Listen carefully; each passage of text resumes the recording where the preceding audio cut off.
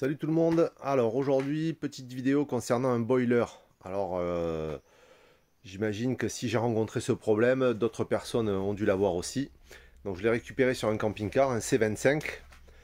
Et je crois qu'il n'a jamais été utilisé. Il n'a jamais servi puisqu'en fait je l'ai entièrement démonté et à l'intérieur, il y a un brûleur qui est censé chauffer la cuve. Et normalement, quand le brûleur brûle, tout simplement, il doit laisser plus ou moins des traces au fond de la cuve ou au moins on voit que ça a chauffé et en fait il est totalement neuf. Je pense qu'il n'a jamais été utilisé. Mais le problème avec le temps, c'est que les deux petits tétons qui sont ici et là, eh ben, en fait ils se sont barrés. Ils ont cassé ou je ne sais pas ce qui s'est passé, la soudure n'a pas tenu et du coup je pense que la personne ça n'est jamais vraiment servi. Et en fait, pendant mes recherches, je me suis demandé comment je pouvais faire pour les réinstaller parce que j'arrivais pas déjà à trouver le bon diamètre intérieur et de deux, je suis allé voir des soudeurs, ils m'ont dit qu'il fallait le souder au TIG, au MIG, mais qu'il fallait, comme c'est de l'inox, qu'il fallait retrouver la même matière pour assurer une soudure. C'était un petit peu compliqué. Du coup, j'ai laissé tomber le projet et puis un matin, je me suis réveillé, je me suis dit, j'ai des tuyaux là-bas qui traînent et je vais essayer de faire une petite pétouille et apparemment, cette pétouille, elle a l'air de fonctionner parce que j'ai tout branché, j'ai fait ma pétouille, j'ai tout branché, j'ai mis en pression. Je l'ai laissé en pression pendant environ 48 heures. Et en fait, j'ai pas eu de fuite. Ça a très bien fonctionné. Le brûleur, grâce à la télécommande qui se trouve là derrière, par là, a parfaitement fonctionné. Et donc, il est à nouveau opérationnel. Et je vais vous partager mon astuce. Donc, je suis... alors, pas aller dans un magasin de bricolage, mais vous pouvez le trouver aussi. C'est un tuyau souple de raccord, comme ça. Il fait un diamètre de 11 extérieur. Okay. Et ensuite, j'avais ça aussi en stock. C'est un vieux tuyau de gaz, okay, qui est ici et qui fait un diamètre de 7.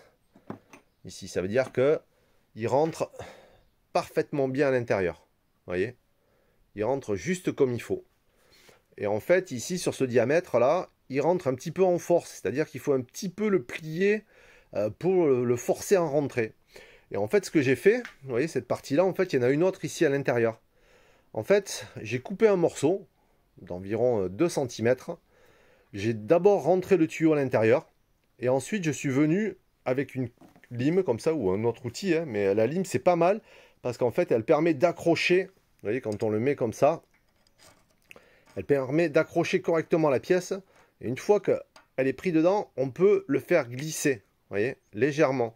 Donc j'ai à peine mis un petit peu de WD-40 que j'ai étalé pour que ce soit un petit peu plus fluide. Et ensuite, je suis venu le rentrer à l'intérieur ici.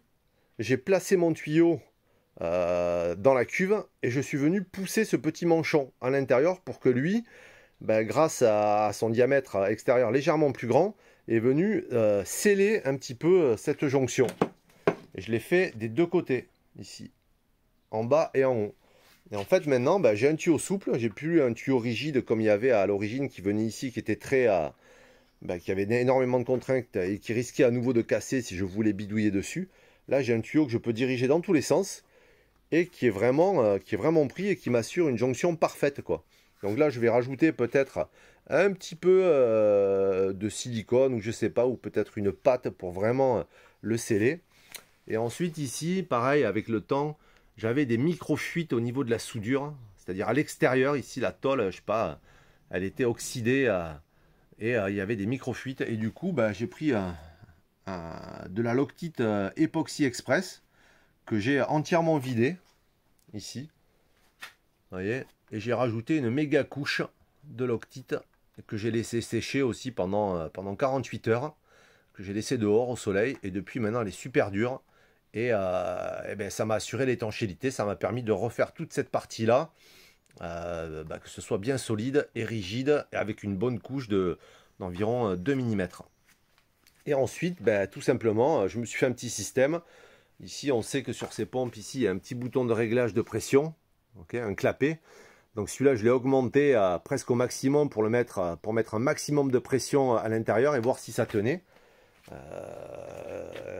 Parce que voilà, faut le tester. Et puis je l'ai mis en pression pendant 48 heures. J'ai fait chauffer l'eau et je l'ai laissé ainsi. Il s'est allumé, il s'est éteint, il s'est allumé, il s'est éteint.